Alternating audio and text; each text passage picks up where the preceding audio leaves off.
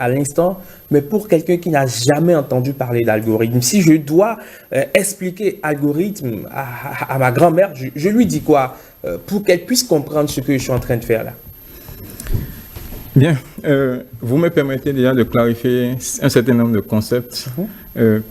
Par rapport à l'intelligence artificielle, en général, on a tendance, et dans la pratique, c'est peut-être ça, de lier ça à l'intelligence humaine et de dire qu'on veut reproduire l'intelligence humaine.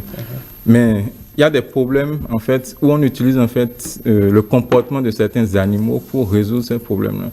Donc, l'intelligence ne se résume pas forcément à l'intelligence humaine, tant que la tâche... Bon, si on part du postulat que l'intelligence humaine est la suprême des intelligences. Oui, mais il y a de l'intelligence au niveau de certains animaux et justement, il y a des algorithmes, on va revenir sur le terme, qui vont utiliser certains comportements des animaux pour justement faire des intelligences artificielles.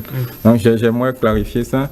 Un autre point que j'aimerais aussi clarifier, c'est l'intelligence artificielle, en fait, il y a plusieurs sous-domaines. Et c'est vrai que le domaine qui fait le buzz aujourd'hui, c'est le machine learning, l'apprentissage automatique, où on va utiliser des données pour essayer d'apprendre des choses. Et ça fait le buzz simplement parce que les résultats sont palpants, on voit directement. Parce que vous faites une recherche spéciale, Google vous propose un email, une réponse à un email, vous dites waouh, parce que c'est vraiment personnalisé. Et donc, ce domaine appelé apprentissage automatique, c'est ça qui fait le buzz et on a tendance parfois à confondre ça avec l'intelligence humaine, avec l'intelligence artificielle. Mais il y a plusieurs autres sous-domaines. Okay? Et justement, l'intelligence artificielle est partie de ce qu'on appelle des systèmes experts, où ce n'est pas forcément des données, mais on va utiliser des experts du domaine qui vont venir émettre un certain nombre de règles. Et à partir de ces règles-là, on va faire nos systèmes intelligents. Maintenant, on va revenir sur votre à la question des algorithmes, l'intelligence artificielle. Comment est-ce que ça fonctionne avec les algorithmes?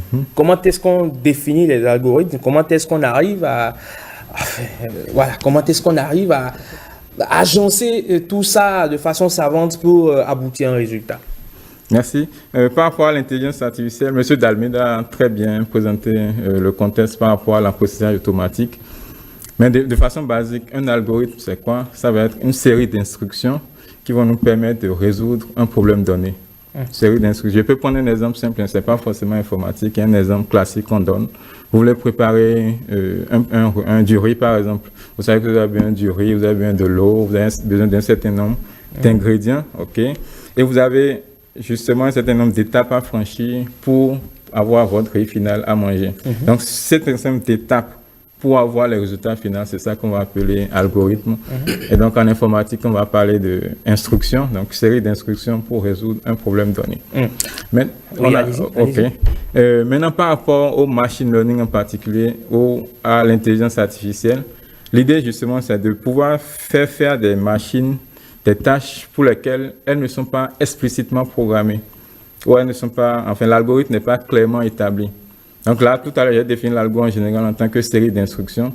Mais l'idée, c'est qu'on veut pouvoir, en prenant l'apprentissage automatique, pouvoir donner un certain nombre de données à la machine et automatiquement, elle va apprendre. Okay? Et donc, c'est justement ça le plus, la partie intelligence. On veut que la machine apprenne automatiquement. Et derrière, c'est des modèles mathématiques, en fait, à partir des données. Ils vont essayer de trouver les bons paramètres de façon à ce que, quand il y a de nouvelles données, on puisse prédire des choses, on puisse faire des regroupements, etc. D'accord. Alors, pour en aboutir à ça, est-ce qu'il y a des